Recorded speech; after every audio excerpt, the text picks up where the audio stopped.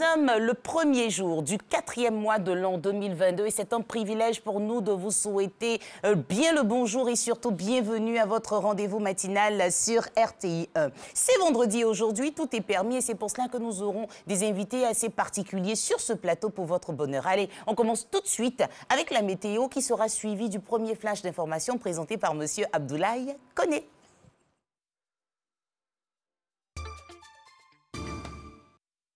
C'est parti! Le comité d'organisation de la Coupe d'Afrique des Nations 2023 lance le concours de la meilleure mascotte de la CAN Côte d'Ivoire 2023. Sculpteurs, peintres, dessinateurs, graveurs, infographistes, illustrateurs, marionnettistes, amateurs ou professionnels, vite! Retire ton formulaire d'inscription sur le site du COCAN 2023. Rentre dans l'histoire, réalise la mascotte officielle de la CAN Côte d'Ivoire 2023. Date limite de dépôt des dossiers de candidature le 31 mai 2022. En route pour la CAN de l'hospitalité. Contact 27 21 59 84 30 01 42 78 43 70.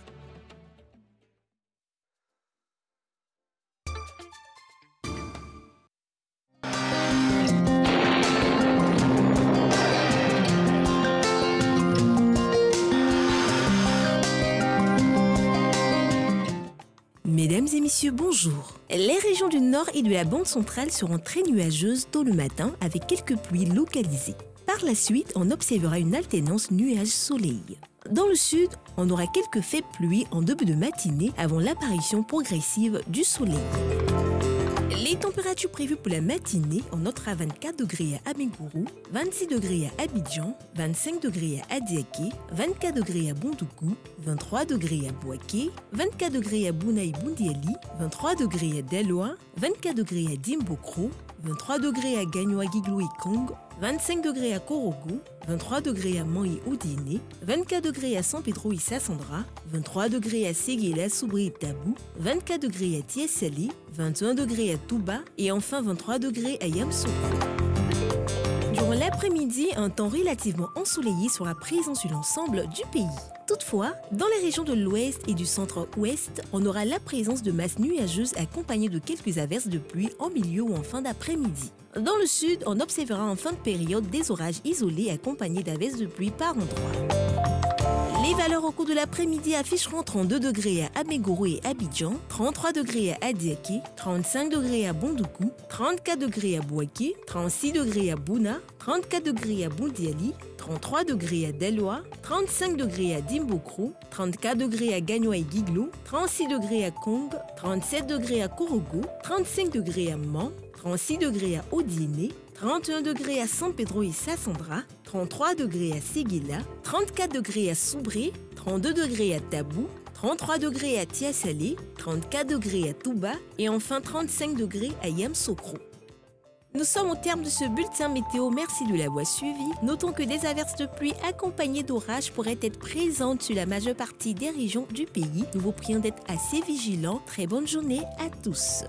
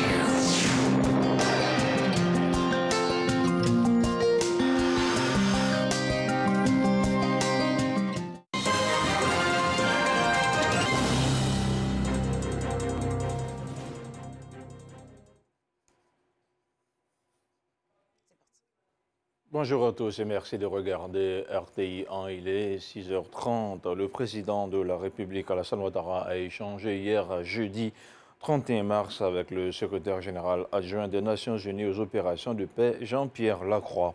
Ensemble, ils ont évoqué le soutien de la Côte d'Ivoire aux opérations de maintien de la paix des Nations Unies, la situation au Mali, les défis sécuritaires dans la sous-région ouest africaine et la situation en République centrafricaine avec la possibilité du déploiement d'une unité de l'armée ivoirienne au sein de la MINUSCA.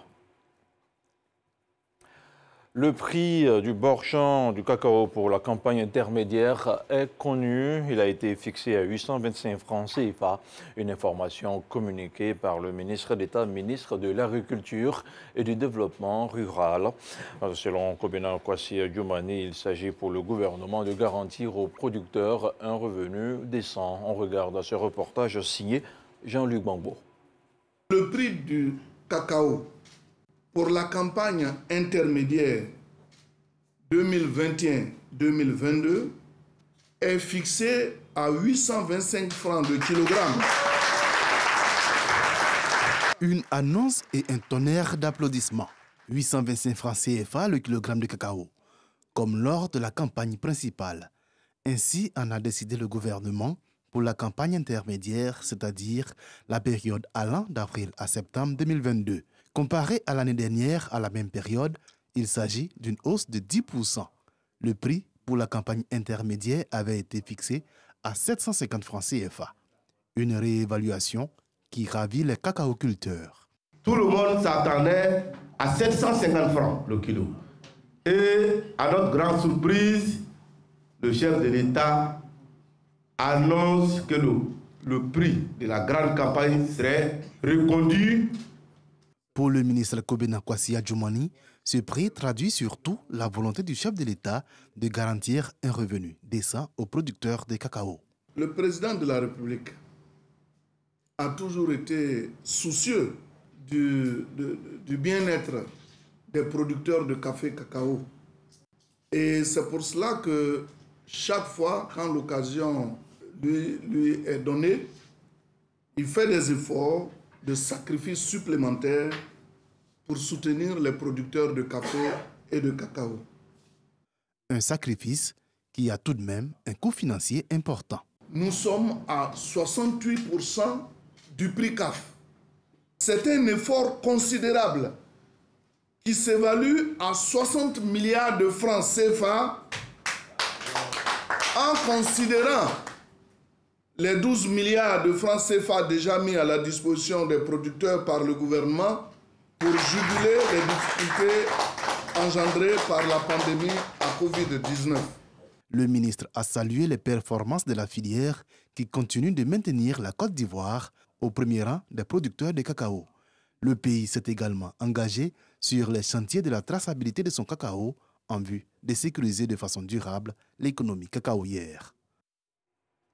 Le gouvernement réagit à la hausse du coût de la farine de blé. Il a adopté des mesures palliatives. C'était lors du dernier Conseil des ministres. Le prix du pain sera de 150 francs CFA pour les 174 grammes et 200 francs CFA pour 232 grammes. Le constat de Mohamed Khalil Diomandé avec le commentaire d'Issaïo. Désormais, le prix du pain sur l'ensemble du territoire est fixé à 150 francs CFA pour la baguette standard de 174 grammes et à 200 francs CFA pour la baguette améliorée de 232 grammes. La décision a été annoncée ce mercredi en Conseil des ministres. Cette mesure vient pour maintenir l'équilibre du secteur et atténuer les effets de la hausse des coûts du blé sur le pouvoir d'achat des consommateurs. Qu'en est-il sur le terrain? À Cocody-Mermoz, chez ces boulangers, l'ancien tarif est encore d'actualité. Les prix de baguettes sont à 150 pour le moment. À quelques encablures de là, dans cette boulangerie à Cocody-Blocos, le prix du pain est à 150 francs CFA. Mais pour 200 grammes à la Riviera Golf, le constat est quasi similaire qu'à Blocos. Normalement, le poids du pain est 300 grammes. Donc, à la cuisson, ça fait les 1/5 du poids. Ça revient à 250. Donc, on roule entre 250, 230, 240. Le pain va rester à 150 francs. Nous, on a déjà statué ça entre nous ici. Chez le consommateur, les avis sont plutôt mitigés. On veut que le prix reste à 150, même si le kilo est petit. On va se débrouiller avec. C'est une mesure qui tient compte des préoccupations des producteurs de pain et puis en même temps qui essaie d'avantager les consommateurs. C'est une très bonne initiative. Ceux qui veulent consommer le pain de 150 vont consommer le pain de 150 et pour certaines personnes vont consommer aussi le pain de 200. Ce tour des boulangeries a été l'occasion pour la population d'inviter le ministère du Commerce à plus de vigilance quant au respect des mesures prises par le gouvernement.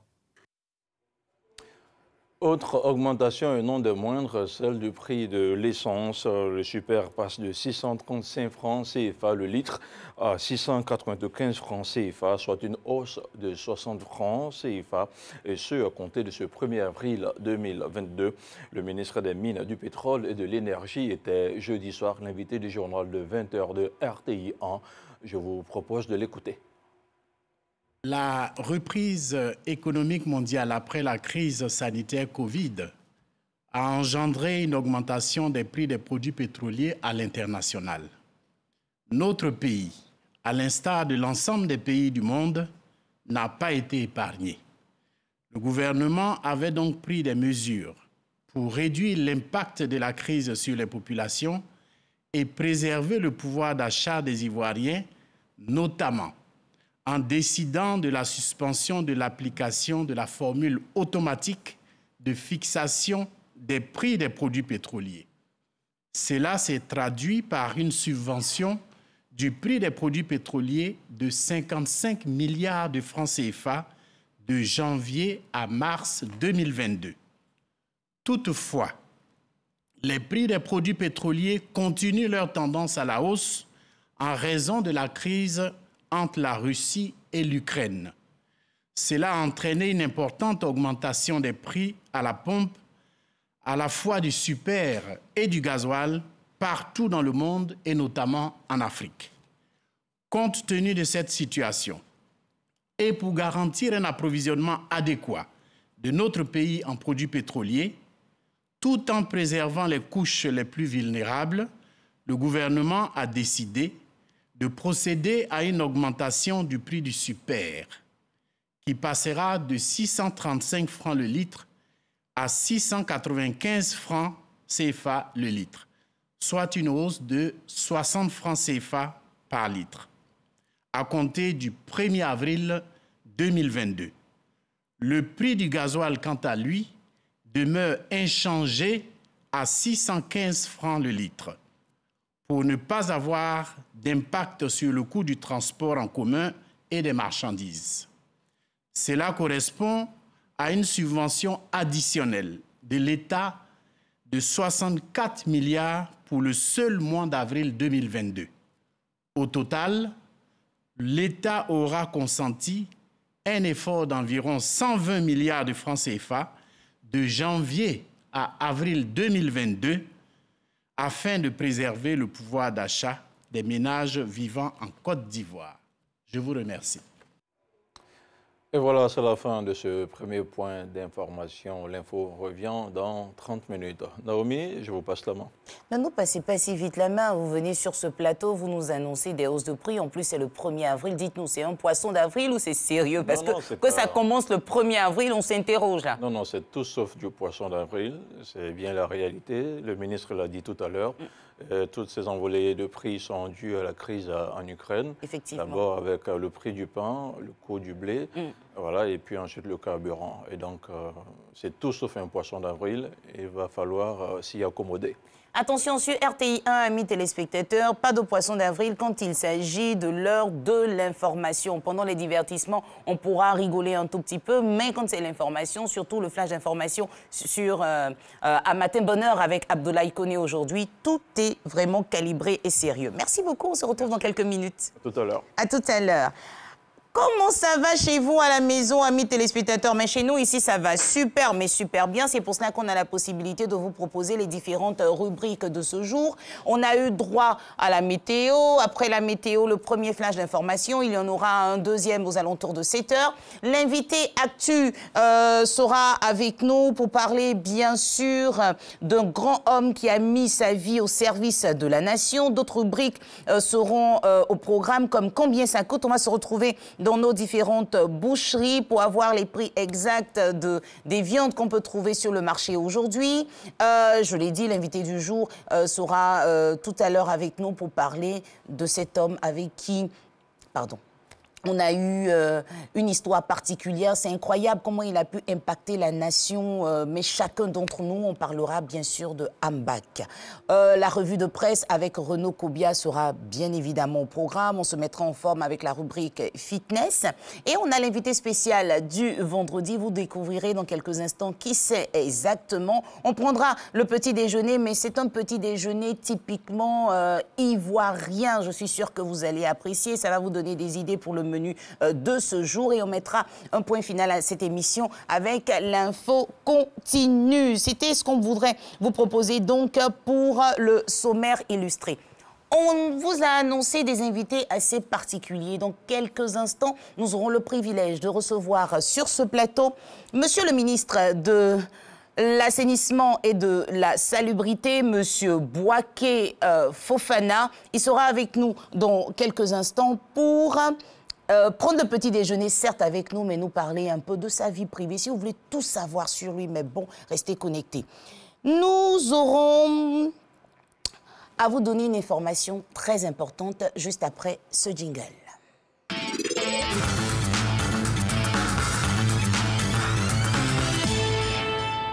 Information jour J, nous sommes le 1er avril. Et le 1er avril, voilà ce qui se passe. Regardez. Attention, attention. Bon, je suis sûre qu'il y a certaines personnes qui ne seront pas d'accord avec l'équipe de production de Matin Bonheur. Eh oui, le 1er avril, poisson d'avril. Attention donc à toutes les informations que vous allez recevoir aujourd'hui. Il faut les prendre avec des pincettes parce que le 1er avril, on fait des blagues, on annonce des choses. Et puis, je ne sais pas pourquoi les gens prennent le malin plaisir ces derniers temps à pouvoir annoncer le poisson d'avril quelques jours avant. Et le 1er avril, ils vous disent, c'est un poisson d'avril. Et puis, attention, vous qui faites les blagues, il y a des gens qui peuvent avoir des crises cardiaques, donc choisissez bien vos blagues pour ne pas avoir des drames. Donc, poisson d'avril aujourd'hui, amusez-vous bien, détendez-vous bien, parce que dans quelques semaines, je pense que nos frères chrétiens vont mettre un point final à leur moment de pénitence, pendant que nos frères musulmans, eux, comment je crois, ça va être samedi ou dimanche en fonction de la lune. Donc, on se détend un tout petit peu avec nos différentes blagues pour le poisson d'avril. C'était tout pour Information Jour J. Et puis maintenant, c'est combien ça coûte?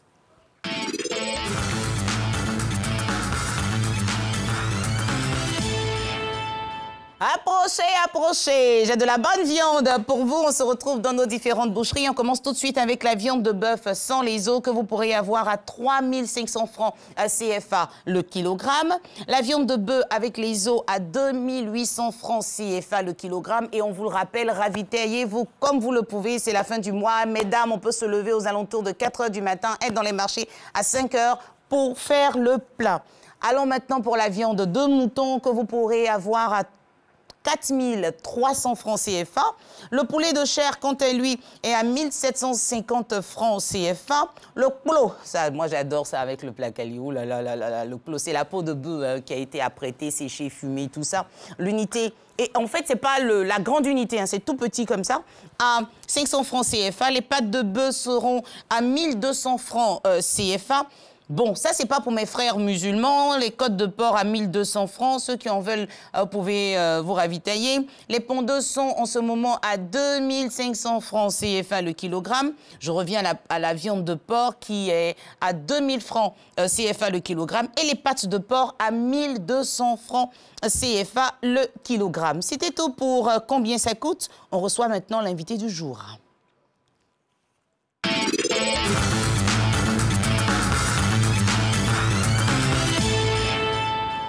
Le 8 mars a marqué la célébration de l'anniversaire de l'ex-premier ministre ivoirien Ahmed Bakayoko, décédé le 10 mars 2021 en Allemagne. À l'occasion de cette commémoration, pardon, un livre a été dédié au parcours de l'homme politique. Il s'agit de sa biographie officielle intitulée « Ambak, une vie au service de la nation ». Un livre hommage digne du patriotisme de celui qu'on prénommait Ambak et écrit par son ex-directeur de cabinet, le docteur Jean-Jacques Konadji, que nous recevons ce matin. Bonjour docteur et bienvenue. Bonjour madame, merci. Merci d'être avec nous. Merci. En plus d'avoir été le directeur de cabinet de feu l'ex-premier ministre Ahmed Bakayoko, comment pouvez-vous vous présenter aux téléspectateurs de Matin Bonheur? Je suis enseignant-chercheur de formation et je suis titulaire d'un doctorat donc spécialisé en défense, sécurité, stratégie.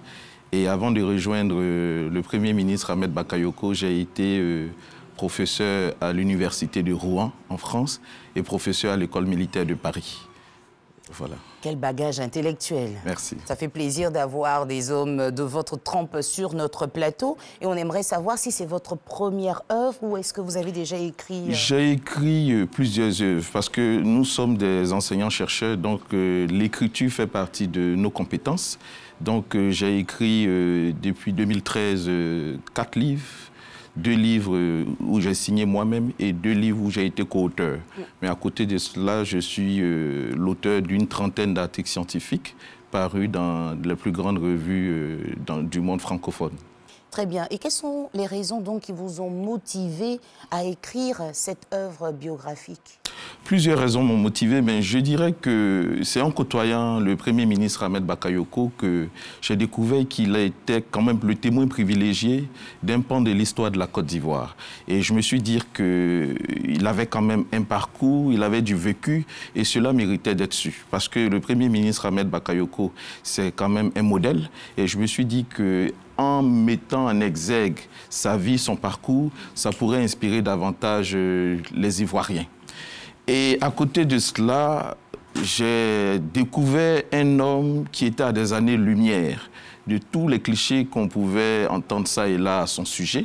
Donc, écrit sur Ahmed Bakayoko, c'était quand même mettre en exergue la singularité de son parcours qui inspire et puis montrer aussi qu'il avait une vie professionnelle, familiale, exemplaire, qui était méconnu de Donc bon nombre finalement, tous d'Ivoiriens. les pans de sa vie seront bien inscrits ou bien seront découverts lorsqu'on va ouvrir votre livre? Oui, en fait, c'est une biographie, je dirais, complète et officielle, parce que ce livre a été autorisé par le Premier ministre Ahmed Bakayoko et son épouse. Donc, ils m'ont ouvert un pan de leur vie, ils m'ont ouvert les portes de leur vie. Donc, ce livre retrace, je dirais, la vie familiale, la vie privée, la vie professionnelle et la vie institutionnelle du Premier ministre Ahmed Bakayoko. Donc, finalement, ce n'est pas dans la précipitation que l'œuvre a été écrite. Vous l'avez commencé bien longtemps avant. Pas du tout. L'œuvre a été... J'ai commencé la rédaction de l'œuvre en 2015,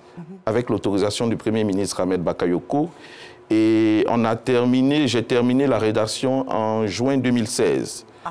Et c'est lorsqu'il est rappelé à Dieu, puisqu'il n'a pas jugé opportun de publier l'œuvre à cette époque-là, puisqu'il estimait qu'il était en mission pour le président de la République et que seuls les résultats comptaient par rapport à ce qu'il faisait. Donc c'est lorsqu'il est rappelé à Dieu que j'essaie de compléter le pan de sa vie qui restait, à savoir son passage au ministère de la Défense, son passage en tant que maire de la commune d'Abobo et plus tard Premier ministre. Donc j'ai rédigé l'œuvre et je l'ai terminée lorsqu'il était ministre d'État. Et il a lu les manuscrits au départ, il a lu les manuscrits avec son épouse, ça a été corrigé de bout en bout par son épouse, Madame Yolande Bakayoko. Ça donne l'impression qu'il savait qu'il devait partir très tôt? Je ne pense pas, mais vous savez, le Premier ministre Ahmed Bakayoko a toujours été quelqu'un de visionnaire. Il a toujours été quelqu'un de visionnaire et il s'est dit que même si un jour il était rappelé à Dieu, il fallait quand même qu'on connaisse son histoire. Et ça, j'estime que ça a été quand même une chance et un honneur pour moi qu'il m'ait proposé, à l'âge de 34 ans, à cette époque-là, de rédiger un livre sur sa vie.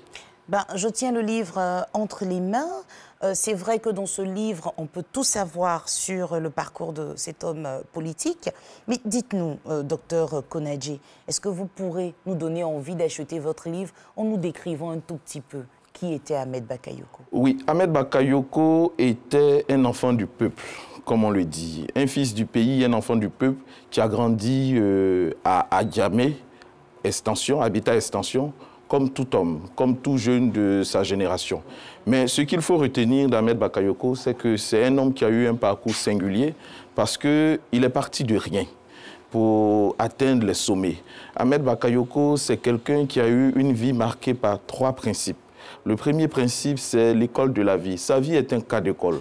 Parce que voilà quelqu'un qui part de rien, voilà quelqu'un qui apprend dans la difficulté et qui atteint les sommets de l'État. Sa vie, c'est aussi une belle leçon à la vie. Parce qu'il a combattu le fatalisme.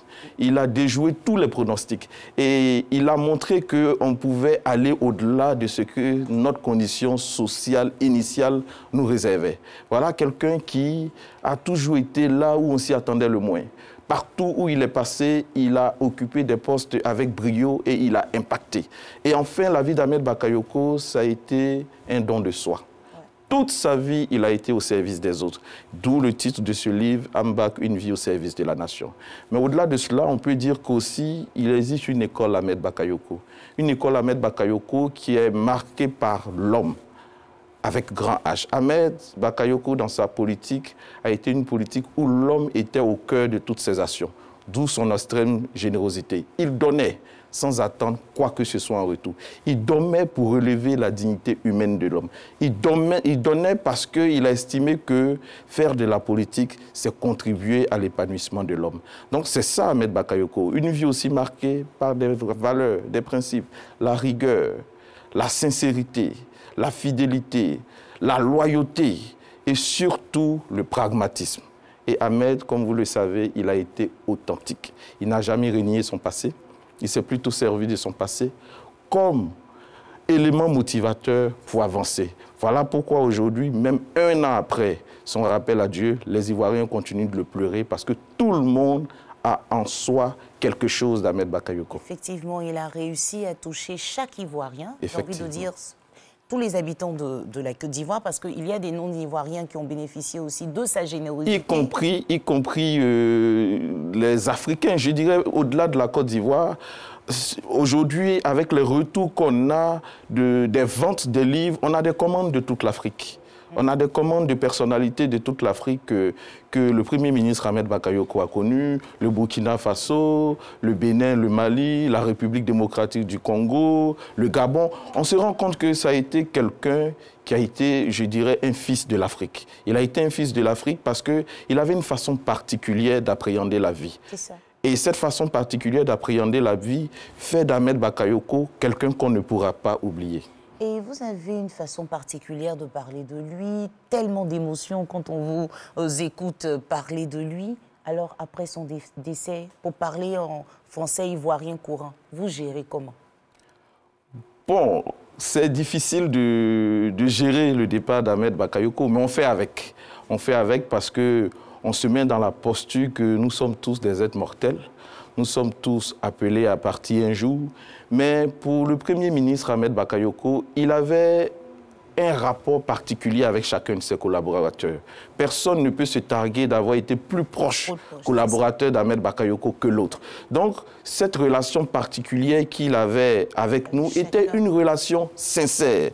Et Ahmed Bakayoko, c'était le leader au sens le plus noble du terme. Quelqu'un qui, lorsqu'il avance, avance avec les autres. Quelqu'un qui, lorsqu'il est face à des challenges, il sollicite les autres pour avancer. Donc, quelqu'un comme ça, il ne peut que laisser un grand vide dans nos cœurs.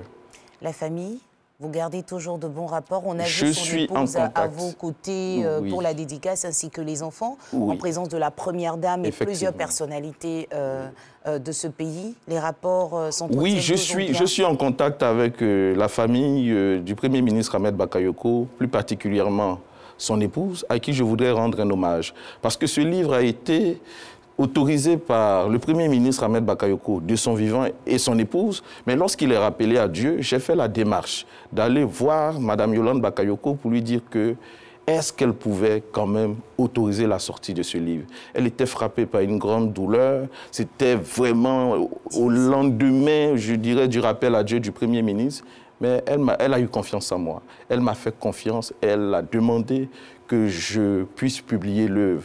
Mais mieux, elle a été présente à toutes les étapes de la sortie de l'œuvre, y compris la cérémonie de dédicace et d'hommage au Premier ministre Ahmed Bakayoko qu'elle a porté de bout en bout.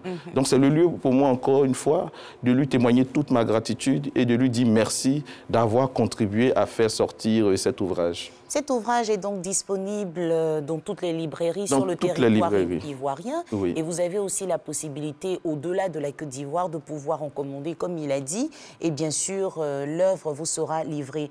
Vous voulez laisser un contact peut-être ?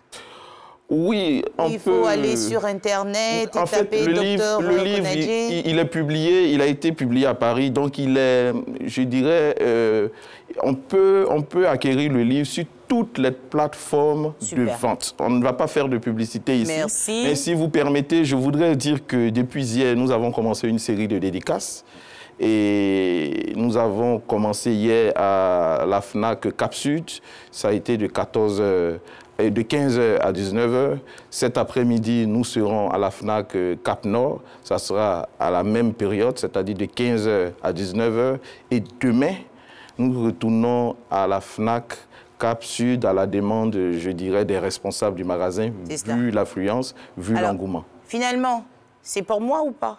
C'est pour vous, madame. Donc, je vous donne envie de le retrouver. Il va justement me dédicacer l'œuvre. On vous remercie encore une fois d'être passé sur notre plateau. Amis téléspectateurs, nous étions avec Dr Jean-Jacques Konadjé, enseignant, chercheur et auteur. Il y a quelqu'un qui me disait, non, quand il y a plusieurs œuvres, ce n'est plus auteur, c'est écrivain. Bon, en tout cas, c'est lui qui a écrit l'œuvre dont nous parlions tout à l'heure, Ambak, une vie au service de la nation. Allez-y en direct pour que tout le monde voit. Dr Konadjé sera donc disponible cet après-midi pour dédicacer l'œuvre. Il faut simplement y arriver, prendre son livre et puis il pourra justement faire la dédicace pour vous. Amis téléspectateurs, juste après Dr Konadjé, nous serons sur ce plateau parce qu'aujourd'hui c'est une émission spéciale avec des invités particuliers. L'ex-directeur de cabinet de feu, l'ex-premier ministre Ahmed Bakayoko sur ce plateau. Et dans quelques instants, on pourra avoir le ministre de l'Assainissement et de la Salubrité, M. Bouaké Fofana. Je crois qu'on a une image d'illustration pour ceux qui voudraient avoir en mémoire l'image du ministre. Il sera avec nous sur ce plateau pour environ 1 heure de temps pour tout savoir sur le ministre. Il faut rester avec nous, amis téléspectateurs. C'est ça, un matin bonheur. Les vendredis en 15, on a des personnalités qui viennent prendre le petit déjeuner avec nous. Alors, docteur, mais moi, je suis bénie, il a pris son temps. Quand vous allez partir, exigez qu'il prenne le temps aussi de remplir comme ça la première page de l'œuvre Ambak, une vie au service de la nation. Docteur Konadjé, qu'est-ce que vous avez écrit ? En plus, il écrit bien, il n'écrit pas comme les docteurs, donc c'est lisible de loin même, je vois. Madame Naoumi Alafé, c'est quelques mots pour vous souhaiter une bonne lecture de ce livre qui retrace le parcours de Ambak. Merci, docteur. Et puis ici, demain, quand il aura des Oscars, des prix comme ça, je vais dire, voilà, je le connais, il a pu dédicacer mon livre. Amis téléspectateurs, Matin Bonheur se poursuit. On va marquer. Merci beaucoup, docteur. Restez avec nous pour qu'on suive ensemble ce qui va se passer, l'agenda. Et juste après, le deuxième flash d'information de Abdoulaye Koné.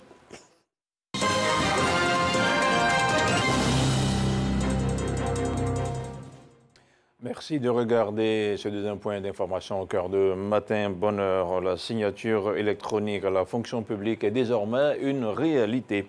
La solution numérique a été présentée par le ministre de la fonction publique et celui de l'économie numérique. Après la phase pilote dite celle de généralisation, interviendra d'ici quelques semaines et permettra de signer plusieurs documents en une seule fois.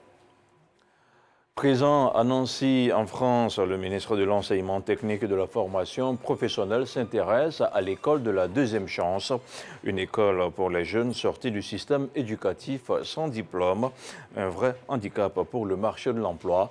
Hugues Hervé Blé est notre envoyé spécial en Lorraine. On regarde son reportage. L'apprentissage a été le point central du deuxième jour de la mission d'imprégnation du ministre Kofi Nguessan à Nancy. Dans la région du Grand Est français existe depuis de nombreuses années l'école de la deuxième chance EDC. Basée sur l'insertion professionnelle, elle reçoit des jeunes de 15 à 25 ans, leur fait découvrir un métier, leur redonne des compétences, les aide à faire face aux problèmes financiers, de santé, de logement et autres freins sociaux qui les empêchent d'accéder à l'emploi. J'ai passé un stage, ils m'ont accepté et j'ai signé un CDI. Maintenant, c'est la réparation, démontage, programmation. C'est une expérience intéressante d'être passé ici? Oui, très intéressante parce que ça aide les jeunes à trouver leur projet et leur but. L'objectif, c'est surtout un travail qui est fait par les formateurs référents qui accompagnent ces jeunes. Et l'objectif, il est souvent d'abord de leur redonner confiance. C'est souvent des jeunes qui ont été en échec scolaire. Et le travail de fond qui est fait, c'est leur prouver qu'ils sont capables de réussir dans la vie sans forcément avoir réussi des études. Résultat des différentes rencontres et des échanges, des idées pour impulser une dynamique nouvelle à la réinsertion des jeunes sans emploi et sans qualification, à la reconversion professionnelle. Je crois qu'on a compris le mécanisme de l'école de la deuxième chance. On a vu aussi les démembrements dans les départements et dans certaines villes de taille moyenne, comment les entreprises, et à travers les plateformes, ont émis leur souhait d'avoir des jeunes de qualification relativement pointue. Comment l'école s'est adaptée et adapté ses programmes avec en appui des formateurs venus des entreprises pour les former au métier. Je crois que former au métier nécessite une certaine expérience et les entreprises, avec leur personnel, leurs experts, ont aidé aujourd'hui à la création de cette école, la deuxième chance, dans cette région du Grand Est. La mission française du ministre Kofi Nguessan, qui s'inscrit dans la volonté gouvernementale de proposer à la jeunesse des formations au métier ainsi que des stratégies de reconversion professionnelle, se poursuit à Paris. Sont prévues des consultations avec les hauts responsables du dispositif pour le déploiement en Côte d'Ivoire de l'école de la deuxième chance. Et on termine avec cette petite révolution au Cameroun avec la farine de patates douces, de manioc ou encore de maïs. Un artisan boulanger parvient à fabriquer du pain made in Cameroun, semblé présenté par Guy-Marcel Nganta. Avec la guerre en Ukraine, inutile de vous dire que son chiffre d'affaires a pris l'ascenseur. Reportage. De la farine, oui, bien sûr, mais pas de la farine de blé. Dans sa petite boulangerie de Yaoundé, Guy-Marcel Nganta fabrique du pain made in Cameroun à base essentiellement de produits locaux comme les patates douces, le manioc ou le maïs. Cela fait 13 ans qu'il pétrit ce pain, pas comme les autres. Il travaille uniquement sur commande et depuis quelques semaines, il travaille beaucoup plus. La demande a plus que doublé, passant d'une vingtaine à une cinquantaine de clients. Depuis le début de la guerre en Ukraine, le bouche à oreille a fonctionné à plein. Là, en ce moment, nous façonnons donc ce pain qui est fait à base de farine de patates. Il est enrichi et également aux différents légumineux que vous avez vus pour apporter une alimentation assez sensible à la nutrition de la population. Au Cameroun, comme ailleurs, le conflit qui oppose la Russie à l'Ukraine, respectivement premier et quatrième exportateur dans le monde, renchérit l'approvisionnement en blé.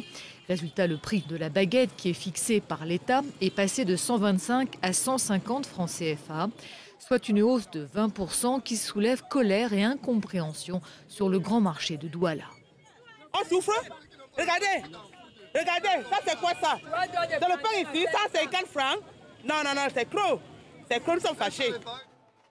La baguette de Guy-Marcel Nganta coûte aussi 150 francs CFA puisqu'il n'a pas le droit de la vendre moins cher, même si son coût de production est inférieur.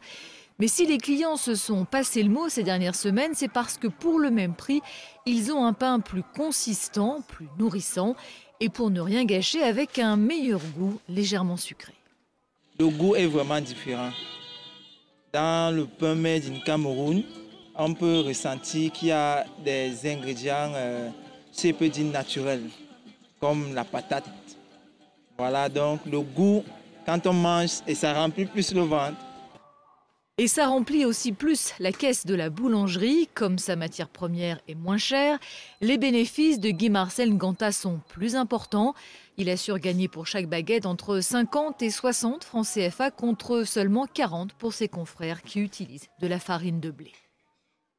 Et voilà, nos artisans boulangers sont alertés. Nous les attendons au carrefour avec la meilleure proposition pour nourrir la population ivoirienne. Voilà qui referme ce flash d'information. Naomi. On espère bien. Merci Abdoulaye Koné, que vous aurez beaucoup de plaisir à retrouver tout ce week-end pour les différents flashs d'information sur RTI 1. Passons à présent à notre invité spécial de ce vendredi. Notre invité spécial de ce jour s'est retrouvé à la tête de plusieurs entreprises ici même en Côte d'Ivoire et au-delà de nos frontières. En tant que directeur général de l'Agence de gestion des routes de janvier 2003 à juillet 2017, il a contribué à mettre en place AGERoutes Sénégal, AGERoutes Mali, tout en assistant à la réplication en Côte d'Ivoire du modèle des agences en charge de la maîtrise d'ouvrage délégués, ONEP, ONAD, AGEDI et bien d'autres. À partir du mois d'août de l'an 2017, on l'a retrouvé à la Société ivoirienne de construction et de gestion immobilière comme directeur général, où il a pu réussir la préparation et l'implémentation du plan de restructuration de la SICOGI avec retour à l'équilibre financier dès 2019. Après ces succès, plusieurs n'ont pas été surpris de le voir entrer dans le gouvernement ivoirien en 2021. Mesdames et messieurs, très chères téléspectatrices et téléspectateurs de Matin Bonheur, vous l'avez sans doute compris, notre invité spécial de ce vendredi 1er avril, et non, ce n'est pas un poisson d'avril, il est bel et bien dans ce studio. Notre invité spécial donc de ce jour est le ministre de l'Assainissement et de la Salubrité, M. Bouaké Fofana. Bonjour Monsieur le ministre et bienvenue chez nous, vous êtes chez vous. Bonjour madame, merci de me recevoir. Merci en tout cas d'être avec nous. Vous êtes aussi le président du conseil régional du Ouorodougou. Et puisqu'on parlait tout à l'heure du livre dédié à la mémoire de feu l'ex-premier ministre Ahmed Bakayoko, on aimerait savoir comment se porte votre région après sa disparition. Bon, écoutez, la région a bien entendu souffert de la disparition brutale d'Ahmed Bakayoko. Elle en souffre toujours. Mais, Dieu merci, cette région est une région de croyants. Et nous avons pris ça avec foi, en nous disant, et notre prière, notre souhait, c'est que le Tout-Puissant qui nous l'a repris, au moment où il a choisi de le reprendre, nous redonne quelqu'un, un jour, ou plusieurs autres, Ahmed Bakayoko. Et en tant que président du conseil régional du Ouorodougou, on sait que vous avez réalisé, vous avez fait plusieurs réalisations. Quelles sont ces réalisations-là, selon vous, qui ont impacté les populations? Alors, vous savez, quand on est en charge du développement local, dans des régions comme la nôtre, le Ouorodougou est une région qui a pris du retard par rapport au reste du pays, pour des raisons historiques, sociologiques. Je me dis quelquefois qu'il faut faire le bonheur des gens malgré eux, quelquefois.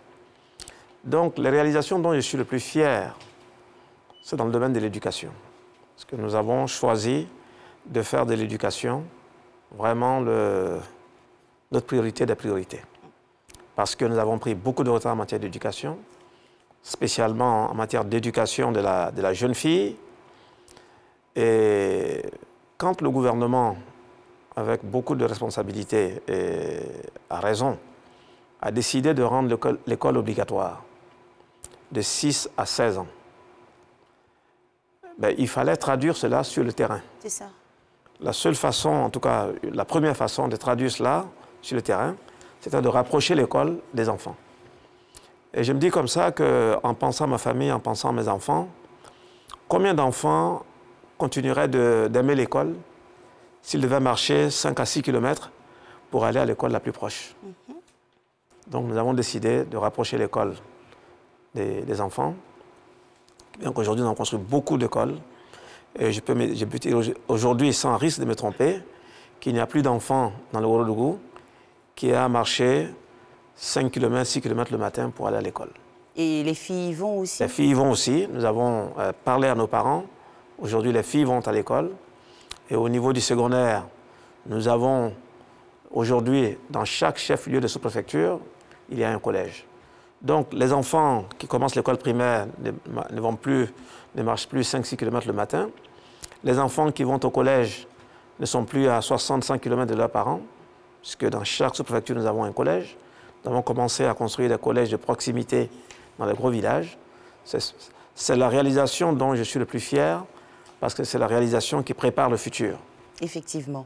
Alors, le 8 mars, il y a eu la commémoration de la Journée internationale des droits de la femme. Que pensez-vous de cette journée? Alors, j'en pense du bien parce que il faut... Moi, je considère que tous les jours sont les jours de la femme. Chaque jour que Dieu fait est un jour de la femme. Et choisir un jour pour le célébrer particulièrement me paraît être une bonne chose. Et ça permet de s'arrêter, de faire le point et de rectifier le tir là où on a besoin de le rectifier. Est-ce que vous impliquez le respect du genre dans votre ministère ainsi qu'au Conseil régional du Ourodougou? Oui, nous essayons, on fait des efforts pour appliquer, n'est-ce pas, le respect du genre. Dans mon ministère, on m'a donné les taux récemment, on est légèrement au-dessus du taux fixé par le gouvernement. Nous sommes à 32% en termes d'effectifs. Au lieu des 30%? Des 30%, mais... Peut-être bientôt 40% chez vous, bien sûr. Et nous allons continuer de faire des efforts. C'est un ministère qui a été tenu avant moi par une femme. C'est ça. Donc, cela peut expliquer peut-être ce score que je considère déjà comme un bon score, mais nous allons aller de l'avant. Dans le Ourodougou, pareil. Mon premier vice-président est une dame, donc elle est le numéro 2, si j'ai pu dire, m'exprimer ainsi, de la région. Nous avons une élue, il n'y en a pas beaucoup, mais une élue maire dans la région. Pour une région à forte majorité musulmane, c'est déjà c'est un grand pas. Un progrès, c'est un pas. Et nous allons continuer dans cette direction. Dans quelques jours, ça fera une année que vous avez pris officiellement fonction en tant que ministre de l'Assainissement et de la Salubrité, puisque c'est le 9 avril 2021 que Mme Anne-Désirée Ouloto vous passe officiellement la main. D'ailleurs, vous lui avez rendu un grand hommage en août 2021, au début de la Semaine nationale de la salubrité. Pourquoi cette distinction? Non, parce qu'elle a fait un travail extraordinaire. Je crois que, vous savez, quand vous héritez d'un département qui n'existait pas avant et vous le démarrez, ce n'est pas aussi facile de se faire accepter. Et elle a inscrit ce ministère, en tout cas, au nombre des ministères que les Ivoiriens connaissent d'une façon ou d'une autre. Elle a inscrit dans le paysage administratif, n'est-ce pas, le grand ménage. Donc, il y a des choses qui ont été faites qu'il faut reconnaître. Et comme l'action gouvernementale est une, on va dans la même direction. J'estimais que je suis arrivé dans un ministère où je n'avais pas à réinventer la roue. Il y a de bonnes choses qui ont été faites. Mon travail à moi, c'est de continuer en essayant de les améliorer, de consolider les acquis. Mais avec elle, c'était les déguerpissements rapides. Mais avec vous, c'est beaucoup plus de messages de sensibilisation, au point où, chez nous, ici à Matin Bonheur, on vous a baptisé l'apôtre de la salubrité. Donc, pensez-vous que cette stratégie fonctionne bien, surtout que les habitudes, qui sont une seconde nature, ont souvent besoin d'actions de grande fermeté? Oui, écoutez, je ne dis pas que je ne ferai pas de déguerpissement, je n'ai jamais dit ça. Je dis il faut commencer par la sensibilisation, il faut communiquer. Anne Ouloto l'a fait d'ailleurs aussi, elle le faisait aussi. Donc, nous allons communiquer, nous allons sensibiliser, mais le moment viendra où il va falloir passer à la phase de répression. Je ne voudrais pas que les Ivoiriens disent, voilà, on n'a pas informé. Je sais que quoi qu'on fasse, il y a toujours des gens qui diront qu'ils n'ont pas été informés, mais je commence par sensibiliser, par communiquer sur ces questions-là, et je compte sur vous, femmes et hommes des médias.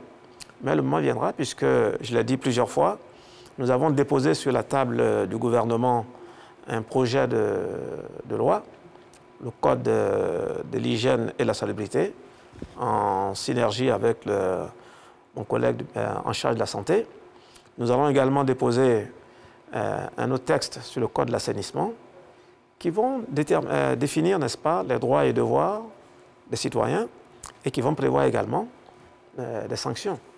Et bientôt, en préparation de la saison des pluies, je vais demander à nos compatriotes qui vivent dans les zones à risque de partir de ces zones. On va y revenir. On a quand même le temps d'être avec vous jusqu'aux environs de 8 heures. Mais là, on a envie de marquer une petite pause. Oui. Et puis de vous demander comment est-ce que vous commencez votre journée? Le sport, la télévision, la radio, le téléphone? Alors, je commence ma journée avec la radio. D'accord. Et il y a une histoire à cela, parce que je suis quelqu'un de matinal. Je suis très matinal, moi. Et puis, dans les années 2000, j'étais directeur général de Comafrique. Comafrique est à Vridi. Je partais de chez moi tous les matins entre 5h30 et 6h. D'accord. Et puis, un jour de juillet, comme d'habitude, je suis allé à mon travail. Ce qui m'avait surpris et étonné, c'est que, sur tout mon parcours, je n'ai vu personne. Autour de 6h, je ne voyais pas grand monde. Je suis arrivé à mon bureau à Vridi. Vers 8h, j'ai vu des militaires faire des va-et-vient. Et sans ce moment, j'apprends qu'il y avait une mutinerie en ville. Vous n'avez pas pris le temps de suivre les informations? Oui. Et j'ai dû être, n'est-ce pas, je ne dirais pas exfiltré, mais on a dû m'envoyer des forces de l'ordre pour me prendre à mon bureau et me ramener à la maison. Donc depuis ce moment-là, tous les matins, je commence ma journée avec la radio. Pour savoir ce qui se passe dehors d'abord, avant de foncer. D'accord. Et puis après, c'est... Quand je me réveille, j'écoute déjà le premier bulletin. Ensuite, je fais ma prière. Autour de 5h30, entre 5h30 et 6h, je fais ma prière. C'est ça. Après un petit déjeuner, je ne fais pas de sport tous les matins, je dois l'avouer. Par contre, Merci pour votre franchise. Hein. Oui. Il y a certains qui disent on fait le sport, mais pourtant. Moi, je marche les soirs. Ah. Je marche les soirs. Mais c'est le sport aussi. Oui. Quand je peux, c'est pas... Avant, c'était tous les soirs. Depuis que je suis au gouvernement, c'est pas tous les soirs, c'est... Une fois en passant. Les soirs où je peux, parce que j'ai 2 compagnons. Lesquels? 2 chiens. Ah. De quelle race? Un berger allemand et un berger malinois. Ah, quand même. Oui. Et eux, ils ont besoin de marcher tous les jours. Donc vous marchez avec eux? Je marche avec eux. C'est bien. Mais puisque vous commencez votre journée par suivre l'information, on va passer à la revue de presse. Renaud Kevin Kobia, bonjour. Vous avez envie de dire bonjour à Monsieur le ministre ou bien vous êtes intimidé? Bonjour, monsieur. Les journalistes ne sont jamais intimidés devant la caméra. Oui, je fais ça pour le titiller un peu. Alors, on passe à présent à la revue de presse.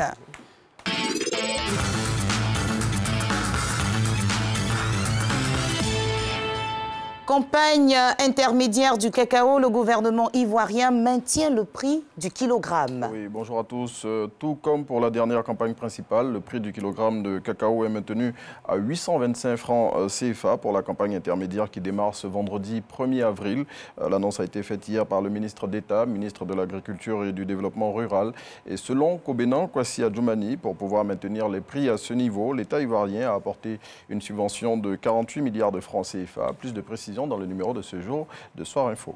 Pendant que le prix du cacao est maintenu, celui du carburant super est en hausse de 60 francs CFA. Oui, le litre de super passe de 635 à 695 francs CFA. Cette information émane de communiqué du ministère des Mines, du Pétrole et de l'Énergie en date d'hier, jeudi 31 mars 2022.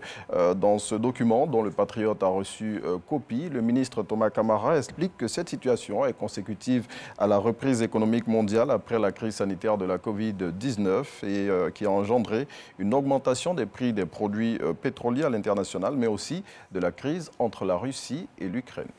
Aidez-nous à imposer la paix. Qui le dit, Renaud Kobia? Oui, c'est le message adressé par le ministre de la Réconciliation et de la Cohésion sociale aux ambassadeurs des pays africains accrédités en Côte d'Ivoire au cours d'une rencontre qu'il a eue avec eux hier. Et Kwadio Konan-Bertin, selon l'Inter, a reçu ces diplomates pour leur faire le point des actions entreprises par le gouvernement au sujet de la réconciliation et de la cohésion nationale.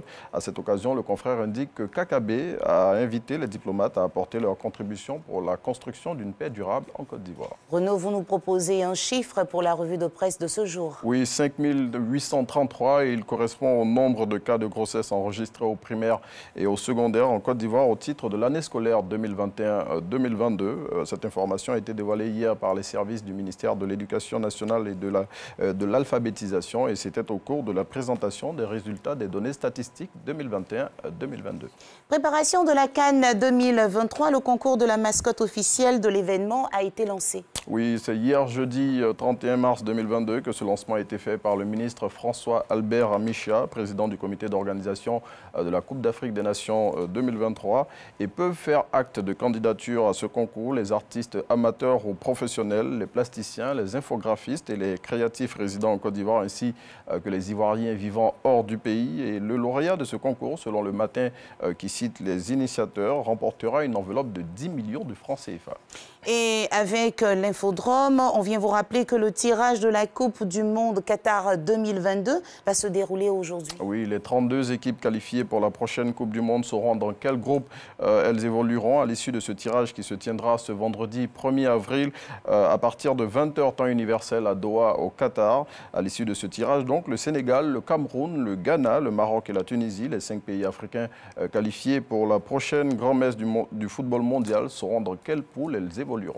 C'est vendredi, c'est la fin de la semaine et on a droit à une note d'humour avec Biche. Oui, le confrère, dans son numéro de cette semaine, s'intéresse aux voisins, ces personnes avec lesquelles nous vivons dans nos quartiers. Biche, devant l'attitude toxique de certains de ses voisins, pose la question de savoir s'ils sont pour nous des parents ou des ennemis. Merci Renaud. On le voit ici à l'image, avec ce voisin-là qui appelle des gens pour leur dire de venir voler la télévision de son voisin. Moi, je vous dis qu'avec Biche, souvent, je préfère ne pas faire de commentaires. Monsieur le ministre, comment avez-vous trouvé la revue de presse? C'est bon, il n'y a pas de mauvaises nouvelles, hein? Non, ça va. C'est bon, d'ici, on peut aller au travail. Hein? Oui, j'imagine. Oui, bien sûr. Merci Renaud. On se retrouve dans quelques minutes pour Matin Express ou Info Continue. Info Continue. À tout à l'heure, merci. Je vous en prie. Nous sommes avec le ministre Bouaké Fofana, ministre de l'Assainissement et de la Salubrité. Et ici, à Matin Bonheur, c'est notre apôtre de la salubrité. Nous continuons nos échanges. Et cette fois-ci, monsieur le ministre, on aimerait savoir, en tant que ministre, quand vous jonchez les rues d'Abidjan et que vous constatez que malgré tous les efforts consentis par le gouvernement, les ordures continuent de traîner ça et là. Qu'est-ce que vous ressentez? Je suis meurtri par cela, je suis triste, je suis quelquefois un sentiment d'agacement. Ouais.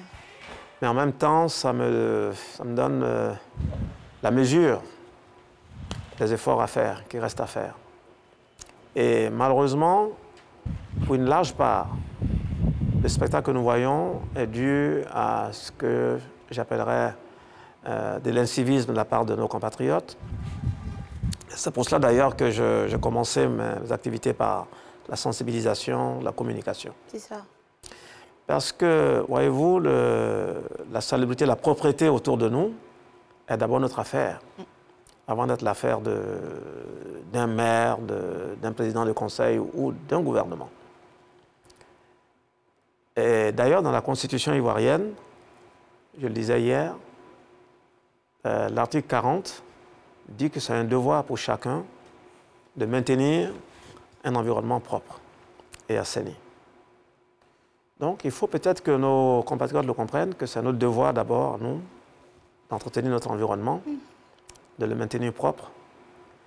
Et l'État organise, n'est-ce pas, la collecte, le transport, le transfert des ordures ménagères. Cela ne veut pas dire, cela doit se faire dans un cadre structuré et ordonné. Voyez-vous, quelquefois, les camions, je parle de la ville d'Abidjan. Abidjan, oui. Les camions passent tous les jours pour ramasser les ordures. Les horaires de passage sont connus. Beaucoup de nos compatriotes continuent de sortir les ordures après le passage du camion. Ça, c'est pas normal. On est généralement en retard tout le temps. Tout le temps. Vous voyez, dans les quartiers, on dépose des bacs. Quelquefois, le bac, il est vide. On dépose les ordures par terre. Quelquefois, on les dépose en vrac. Ça rend le travail plus difficile. Et tout cela, à la fin de la journée, ça coûte de l'argent. Et c'est payé par nous-mêmes, nos contribuables. C'est une partie de nos impôts qui sert à payer ceux qui transportent, qui collectent les ordures. Les ordures.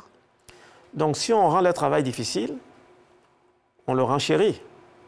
Je vous prends un exemple. Dans beaucoup de pays, je ne vais pas citer de pays en particulier, dans beaucoup de pays, la personne qui vient ramasser les ordures, il y a une seule personne qui conduit le camion et qui ramasse les ordures. Tout est stocké, donc Tout est stocké, c'est emballé, tout ça. Chez nous, ce n'est pas possible. On est 3, non? Il y a le chauffeur, il y en a 2 autres derrière. Donc ça coûte déjà plus cher, de ce point de vue-là. Maintenant, ces 2 personnes qui sont derrière, si les déchets sont bien emballés dans des sachets, dans des sacs plastiques ou en papier, quand ils arrivent, là où ils devaient passer 5 minutes pour collecter les ordures, si c'est jeté en vrac, il leur faut avoir des pelles, ils prendront 30 minutes. Ils passent beaucoup plus de temps. Beaucoup plus de temps. Donc, c'est-à-dire que le programme établi de la journée ne sera pas forcément respecté. Absolument. Aujourd'hui, ils doivent passer tous les jours. Donc, ça coûte plus cher. Alors que si nous pouvions nous discipliner, si nous pouvions organiser cela, déjà à notre niveau, chacun au niveau de chaque ménage, on peut commencer par le tri déjà. Ensuite, si on emballe bien ces ordures, peut-être qu'on pourrait réduire le nombre de jours de passage. Ça réduirait le coût et ça permettrait aujourd'hui à l'État de desservir beaucoup plus de communes, beaucoup plus de villages, beaucoup plus de sous-préfectures. C'est pour cela que quand je vois certains spectacles, je suis vraiment très triste. Quelquefois, c'est venant de personnes qui, normalement...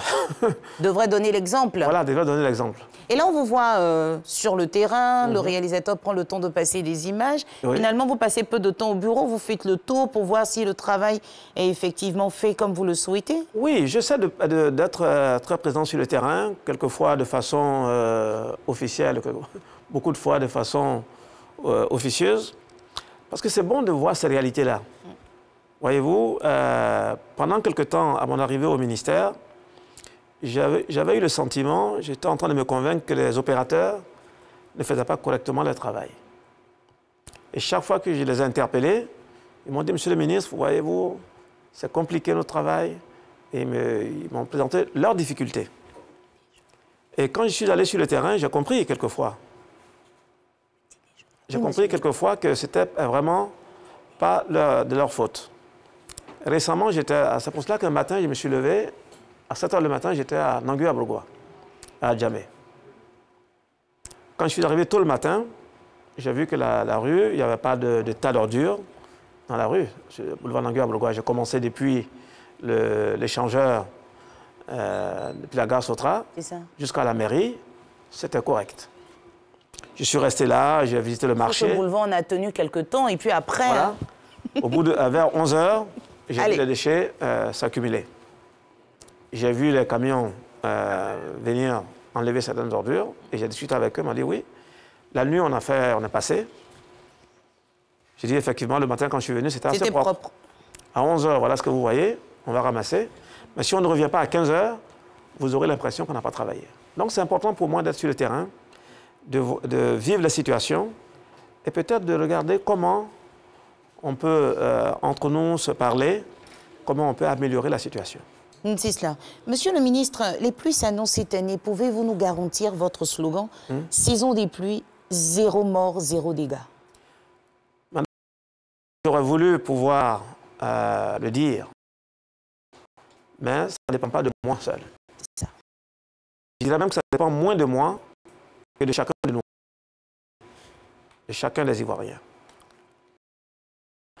Voyez-vous, on peut sensibiliser les gens, on peut tout faire, on peut tout dire. Il est difficile d'empêcher quelqu'un qui veut se suicider. Voyez-vous. Si vous voulez empêcher quelqu'un d'aller au suicide, il faut peut-être le surveiller 24 h sur 24. Il y a 2 jours, mes équipes étaient sur le terrain à Bobo, parce que nous avons entrepris, à la demande du gouvernement, et j'ai eu des instructions assez précises du Premier ministre et du Président de la République pour que nous ayons une saison de pluie sans mort, sans avoir à regretter des pertes en vies humaines. Mais quand vous regardez le spectacle que j'ai montré de quelques images à Bobo, ça a coupé le souffle. Ouais. Des gens qui sont au bord des ravins. peut-être que la prochaine pluie va les emporter. On leur parle, on les sensibilise en disant il faut partir de là. On nous dit oui, vous nous donnez quoi pour partir de là? On vous donne votre vie, on sauvegarde votre vie. Absolument. Il s'agit de préserver votre vie. Donc, alors, nous avons préparé un programme en collaboration avec toutes les mairies du Grand Abidjan. Nous allons sensibiliser, nous allons communiquer, nous allons passer par les leaders communautaires. Nous allons associer toutes les personnes, tous les ministères. Solidarité, famille, enfants, sécurité, équipement, tous les ministères qui sont concernés, toutes les communes, pour demander aux gens de partir avant le début des grandes pluies. Maintenant, il y a un temps pour cela.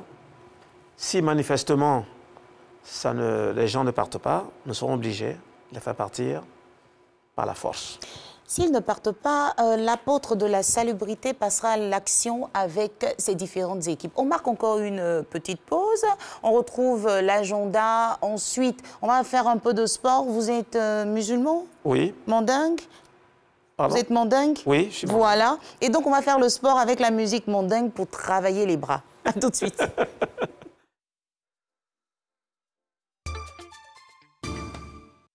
Le ministère de la Promotion de la Jeunesse, de l'Insertion professionnelle et du service civique, à travers l'Agence Emploi Jeunes et l'Office du service civique national, en partenariat avec l'Institut national polytechnique Houphouët-Boigny, organise la cérémonie d'ouverture du guichet emploi du dit institut et la signature de conventions relatives au service national des jeunes. Samedi 2 avril 2022, à partir de 8h, à l'INPHB de Yamoussoukro. Population de Yamoussoukro, vous êtes tous conviés. Infoline 98 197 27 22 49 93 04.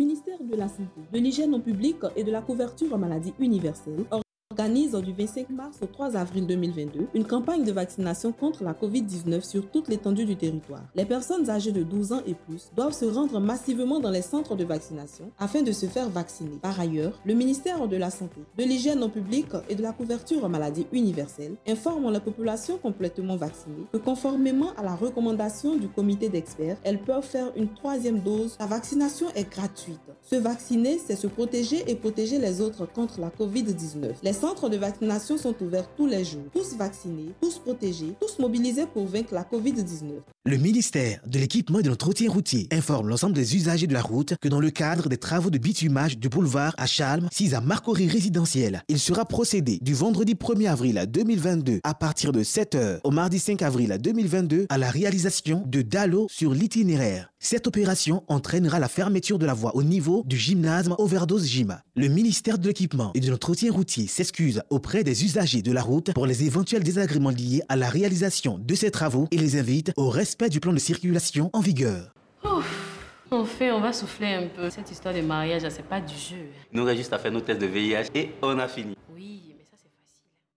Voilà, Ivan, dès qu'on se marie, on s'empresse de faire nos 5 enfants avant mes 35 ans. Quoi? Tu as déjà 28 ans, non? Pati, tu sais bien que les grossesses à répétition et sans planification mettront en péril ta santé et celle des enfants. Mais comment on va faire pour faire nos 5 enfants? Pourquoi tu veux obligatoirement avoir 5 enfants? Nous n'allons pas nous en sortir financièrement, hein? Tu as raison, oui. Je te conseille de nous rapprocher des services de santé afin de mieux planifier notre vie familiale. Selon nos revenus, on sera plus tranquille. Mon futur mari, hein? Tu es trop intelligent. Population ivoirienne adoptant une sexualité responsable. La planification familiale nous permet d'éviter les grossesses non désirées.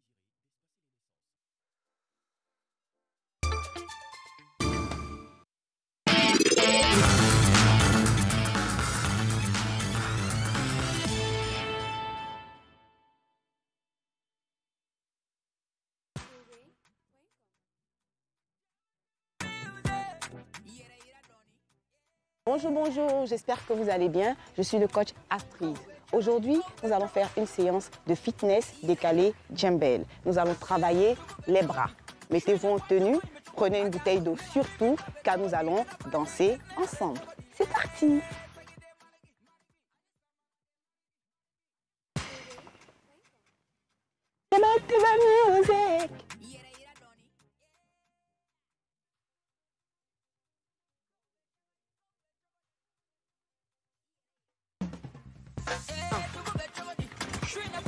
On descend.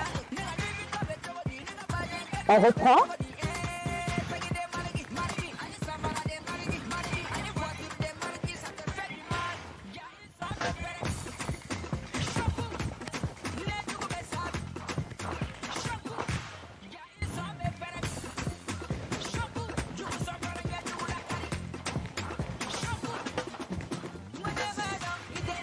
Une PC. On descend, on monte. Et.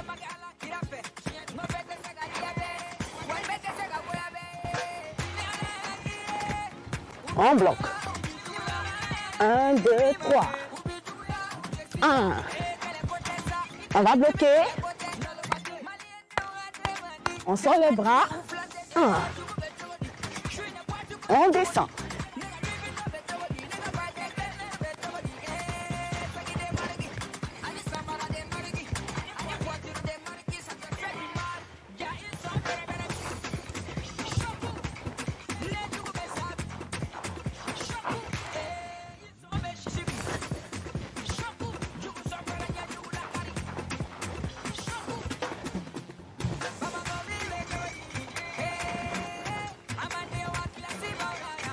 On descend, coude, coude.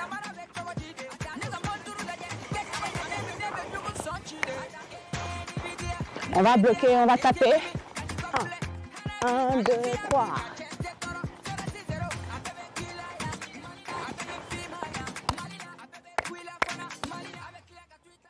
Et.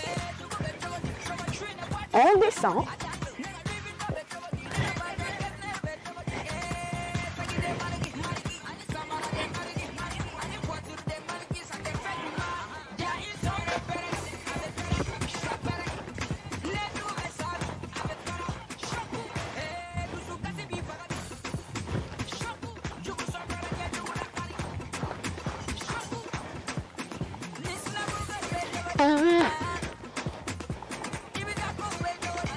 On descend, coude. Et. Civique qui diabaté.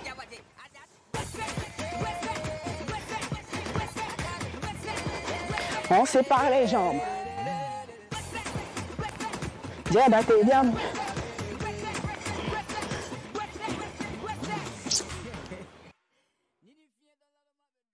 C'est vendredi, c'était le fitness décalé, la musique mondaine pour travailler les bras. Monsieur le ministre, ça c'est un peu plus compliqué que la marche. Oui, absolument.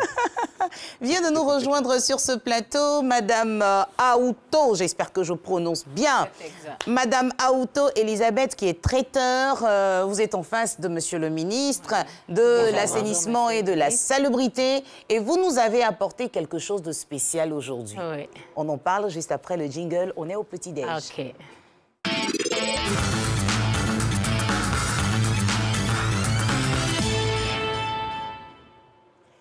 Maman Elisa. Oui, Tata Naomi. Aujourd'hui, ce n'est pas un petit-déj, mais on en a jusqu'à deux. Présentez-nous. C'est une double faveur. Oh, merci beaucoup. En fait, nous avons ici, juste devant vous, l'igname braisé, que tout le monde connaît en Afrique et particulièrement en Côte d'Ivoire quand même, qui est cuit directement à la braise au feu. Et seulement que cet igname est accompagné d'un piment particulier. C'est un assaisonnement de 3 éléments, sinon 4, parlant du sel en ajout. Il s'agit du sumbara, qui ne se produit pas ici au sud, mais dans le nord. Dans le nord. Ça, c'est un clin d'œil à Monsieur le ministre, c'est ça? Bien sûr. D'accord. Et ensuite, nous avons le hareng, mais l'hareng naturel, c'est-à-dire sans glacer, de l'eau douce. Et nous avons du piment en poudre. En poudre. Qui est fait directement à la maison. D'accord, donc c'est ce mélange-là. Et le quatrième, c'est juste un peu de sel. L'assaisonnement du sel, c'est tout. Donc on mange l'igname avec ce piment-là. Parfait. D'accord. C'est pas trop lourd le matin? Non. C'est super bon parce que vous saviez, l'igname contribue à baisser la glycémie, le taux de glycémie. Oui. Les gens le mangent très souvent, mais pour la majorité, on ne le sait pas. Il contribue à cela. Il y a très peu de lipides et autres. Et donc, c'est même conseillé en l'assaisonnant avec ce petit piment devant vous pour ralentir en même temps aussi l'effet digestif trop rapide. Parce que quand la digestion est trop rapide, c'est un autre problème. Et l'igname contribue à rabattre ça légèrement. Merci pour ce clin d'œil, parce qu'en préparant cette émission avec l'équipe de Monsieur le ministre, on a découvert que le matin, il prenait des viennoiseries ou de l'igname braisé, Monsieur le ministre. Alors, le petit déjeuner typiquement ivoirien. Très peu de viennoiseries, mais l'igname, effectivement, je mange à tout moment moi, l'igname. Soit le matin, soit comme un repas de midi. Soit... Donc, si vous voulez lui faire plaisir... Bon, le matin, à tout moment de la journée, voilà. Ouais, ça passe. Parce que, et je le mange, comme a dit madame, moi je mange... Quand j'arrive chez moi à Kani, je viens de Kani, 60 km au-dessus de Séguéla. Quelquefois, j'ai ma sœur qui m'apporte à manger. Elle dit, qu'est-ce que je fais pour toi? Elle me dit toujours, mais à part l'igname, qu'est-ce que je fais pour toi? Oui, parce que là, c'est un acquis. À part l'igname, on fait quoi de plus? Et l'igname, elle vient avec le piment en poudre.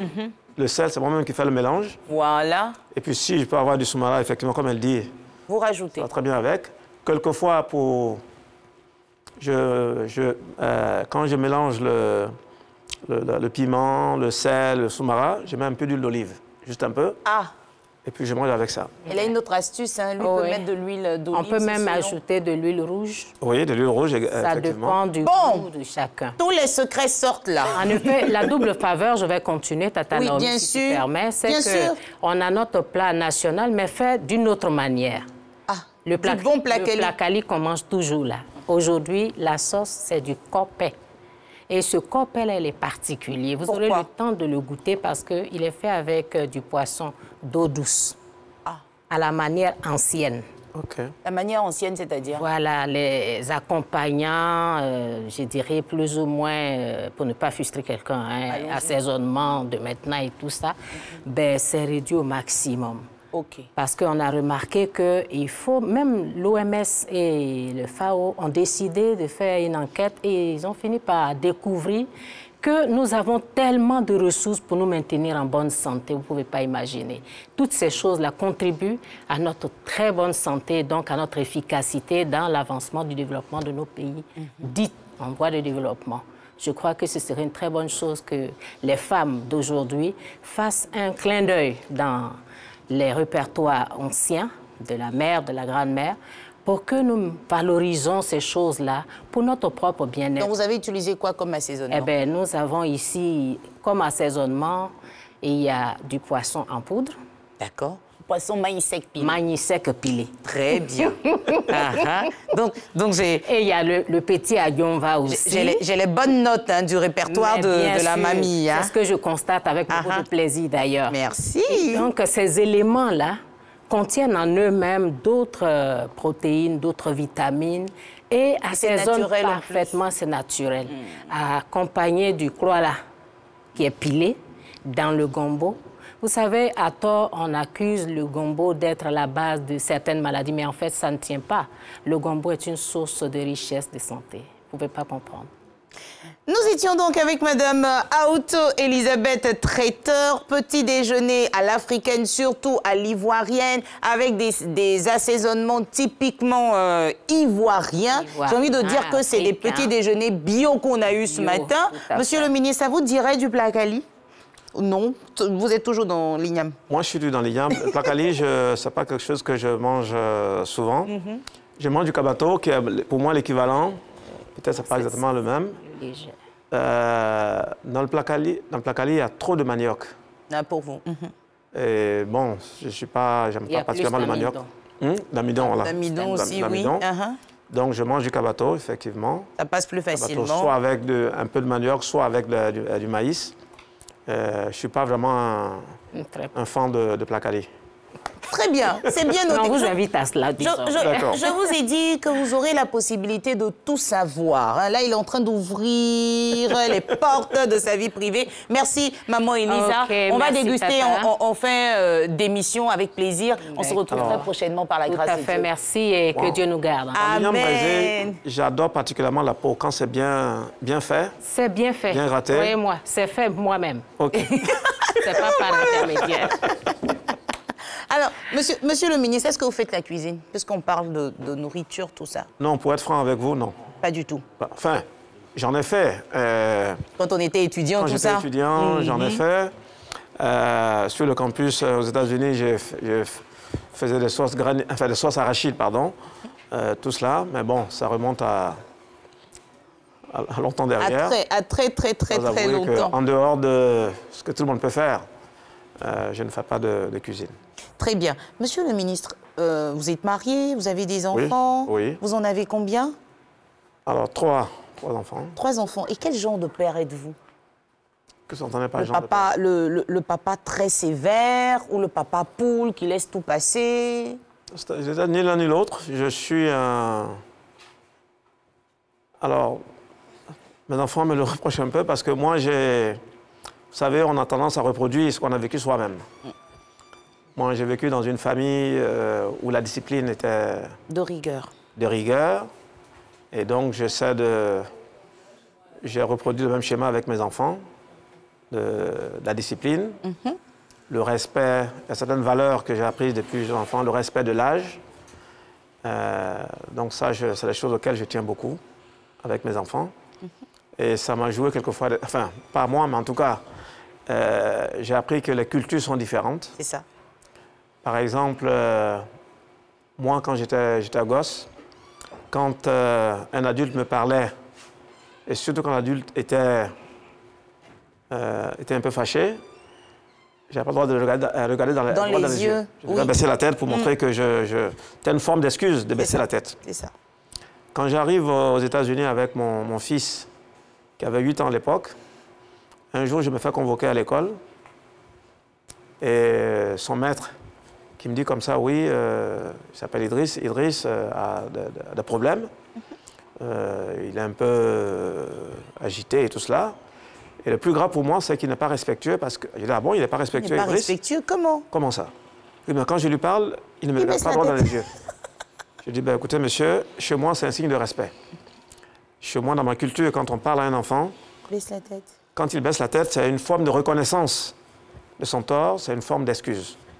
Donc, je dirais que je suis un père normal, en guillemets, qui tient à la discipline, qui tient au respect des adultes. Mais je discute avec mes enfants, je discute avec eux de divers sujets. Très bien. Et est-ce qu'avec vos enfants à la maison, vous posez souvent des actions de salubrité? Faire le ménage, par exemple? Oui. Moi, personnellement, je ne fais pas le ménage au sens de, bon, prendre la brosse et machin, nettoyer. Mais moi, j'ai fait l'internat. Ah! J'ai fait l'internat. Donc, ranger le lit très tôt le matin, voilà, ça vous connaît? Donne de bonnes habitudes. Et j'ai fait l'internat en 2 phases. Il y a une phase où le couvert était gardé au réfectoire et une phase où on avait le couvert avec nous au dortoir. Donc, j'essaie de laver mes couverts, les tenir propres, faire le lit le matin, ça, je sais faire.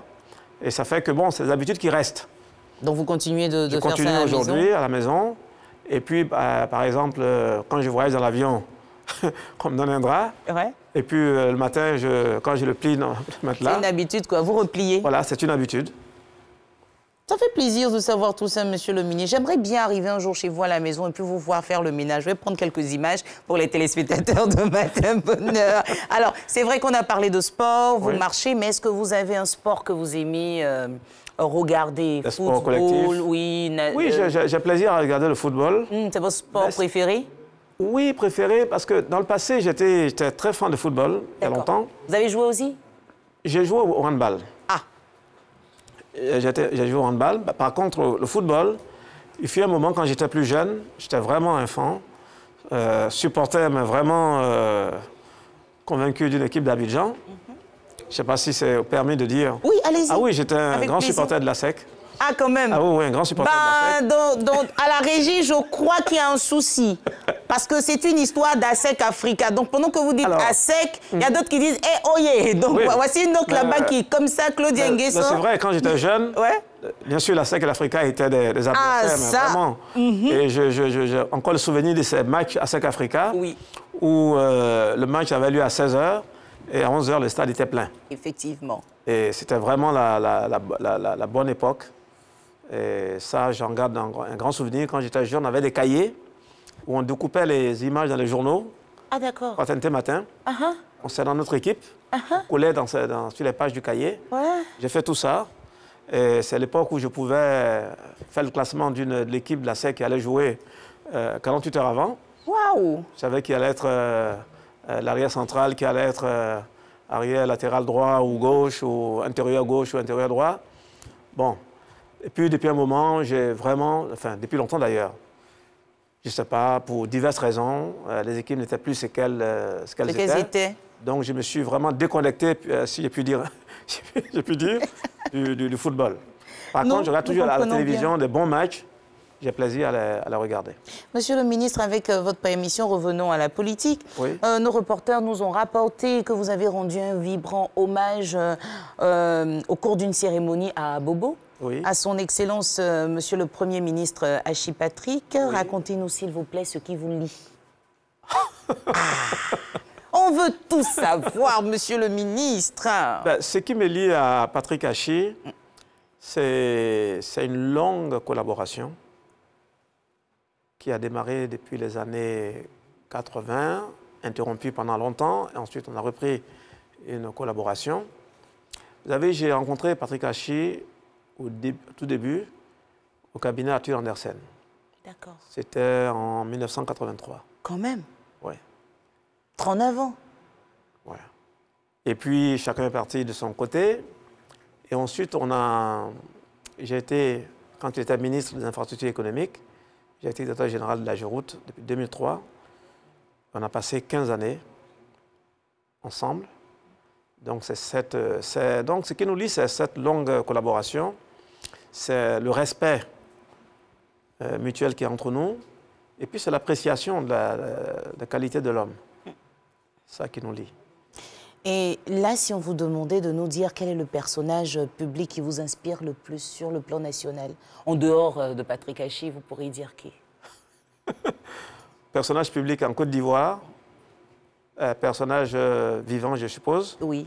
Bon, je dirais le président de la République, Alassane Ouattara, parce qu'il y a une longue histoire qui nous lie. Je ne suis pas certain que lui il s'en rappelle? Il se souvient à quel âge je l'ai connu. Ouais. Alors, je l'ai connu, j'étais exactement en classe de CE1. CE1? Oui, à Dabou. OK. Vous savez, j'ai fait de mon CE1 jusqu'à ma 3e à Dabou. Et sa famille maternelle vit là-bas. OK. Je l'ai vu donc jeune homme. Moi, j'étais... Tout petit. Tout petit. Jeune homme. Certainement quoi, collégien ou lycéen, en tout cas. Je l'ai connu à cette époque. Mais ce qui fait que je l'admire, c'est vraiment c'est le parcours, la persévérance et surtout l'endurance.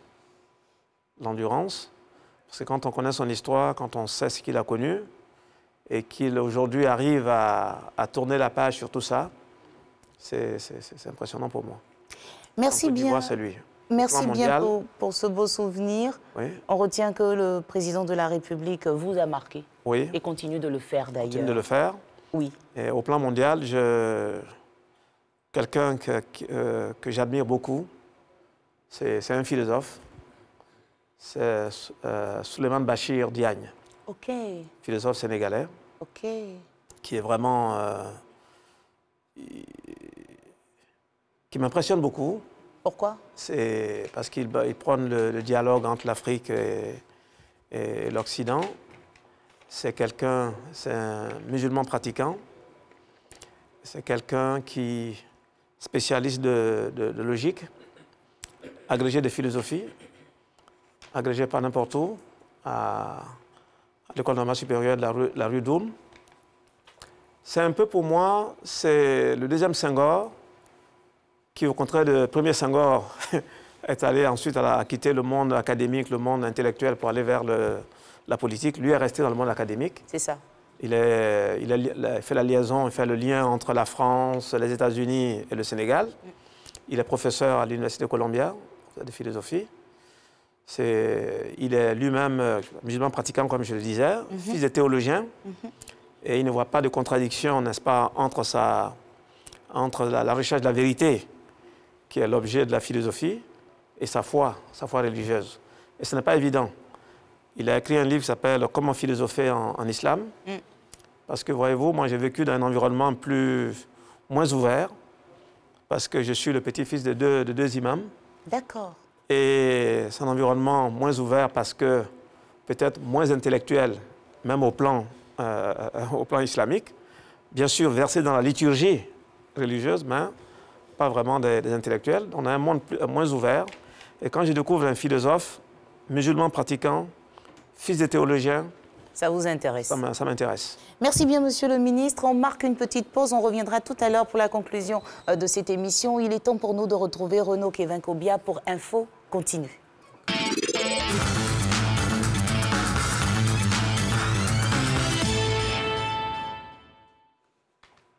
Voilà, merci de nous retrouver pour l'info continue. On démarre en Afrique du Sud où le parquet national a annoncé le rejet des recours de Jacob Zuma. Dans sa décision, la Cour d'appel suprême estime que les demandes de l'ancien chef d'État n'ont aucune perspective raisonnable de succès en appel et qu'il n'y a aucune autre raison impérieuse de succès pour qu'un appel soit entendu. L'ancien président de 79 ans, dont le procès est prévu pour ce mois d'avril, est poursuivi pour 16 chefs d'accusation d'escroquerie, de corruption et de racket. Jacob Zuma est accusé d'avoir touché des pots de vin du groupe français de défense Thales pour une affaire datant de plus de 20 ans. En Angola, la ministre du Travail, Teresa Dias, annonce la suspension des salaires des médecins grévistes. L'Angola a annoncé ce jeudi la suspension des salaires des médecins grévistes qui représentent la large majorité de la profession dans le pays et qui réclament depuis 10 jours de meilleures conditions de travail. Et puis au Venezuela, ouverture d'un bureau de la Cour pénale internationale dans le cadre de l'enquête sur des crimes présumés contre l'humanité.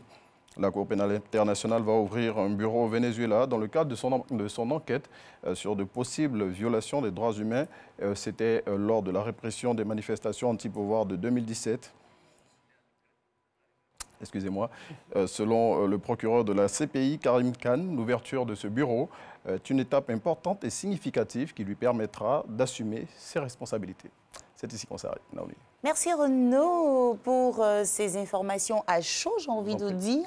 Ça nous donne le temps de prendre les derniers mots de Monsieur le Ministre qui nous a honorés de sa présence. On a parlé de tout, hein, des sujets un peu sérieux. Vous nous avez ouvert les portes de votre vie privée. Là, Monsieur le Ministre, le temps qui nous est imparti s'est rapidement écoulé. Je n'ai pas fini la liste de mes questions, mais ce n'est pas bien grave. Je pense que les Ivoiriens en ont appris un peu plus sur vous. Là, vous avez quelques activités en ce moment. Il y a une campagne de sensibilisation en ce moment. Oui, vous avez envie de dire quelque chose aux téléspectateurs avant qu'on se dise au revoir? Bien sûr. Je voudrais vraiment profiter de votre antenne pour dire aux Ivoiriens que nous allons vers la grande saison des pluies. Malheureusement, chaque année, lors de la saison des pluies, nous avons à regretter des inondations, des éboulements de terrain, des pertes en vies humaines et beaucoup de dégâts matériels. Donc nous avons décidé, sur instruction du gouvernement, du chef de l'État et du Premier ministre, de faire en sorte de réduire les risques d'inondation et surtout les pertes en vies humaines. Donc nous avons commencé un travail en collaboration avec toutes les communes d'Abidjan, tous les ministères techniques intéressés, pour aller vers les populations dans les zones dites à risque. C'est des zones connues à Abidjan, le Grand Abidjan, pour demander aux populations vivantes qui vivent illégalement, parce que ce n'est pas des zones habitables, dans ces zones à risque, de partir de là où elles habitent, parce que les prévisions que nous avons montrent qu'on va avoir quelques grosses pluies. Et on a commencé à visiter ce site-là. Donc, c'est vraiment un appel aux populations qui vivent sur ce site-là de partir, parce qu'il s'agit de sauvegarder des vies humaines. Exactement. Il n'y a rien de plus important que la vie humaine. Appelez-le désormais l'apôtre de la salubrité. On l'a baptisé ici à Matin Bonheur. Il s'agit bien sûr du ministre de l'Assainissement et de la Salubrité, M. Bouaké Fofana. Je vais demander à tous ceux qui sont dans le studio de pouvoir m'aider à lui dire merci avec des applaudissements. Merci beaucoup, Monsieur le ministre. On vous souhaite à vous une excellente journée. La semaine prochaine, vous retrouverez Thierry Angeval pour Matin Bonheur. Que Dieu bénisse la Côte d'Ivoire. Attention, la saison des pluies arrive, il a dit. Prenons garde, avertissons nos amis, nos connaissances, les membres de nos familles pour préserver des vies humaines. À bientôt. Merci. Merci.